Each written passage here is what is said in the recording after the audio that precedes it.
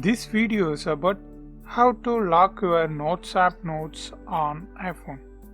Okay, let's see that. First, open Settings. Then scroll down a little bit and open Notes. And here tap Password. Here, then you have to set your password here. Then type a password here. For example, I type sky. Again retype the password here. And here you have to provide a hint about your password. For example, my password was one of my favorite movie. So I type favorite movie as hint.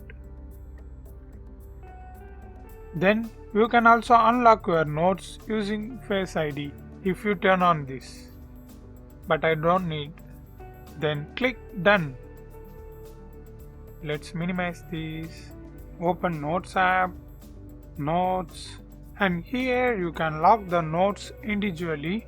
For example, if I wish to lock this finance niche means you can lock here or here.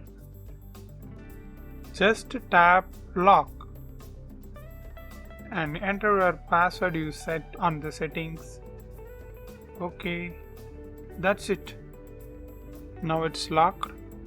Then this finance note will be locked. No one can be able to read the notes. If you want to open, just touch this and enter the password. Then we go. Done.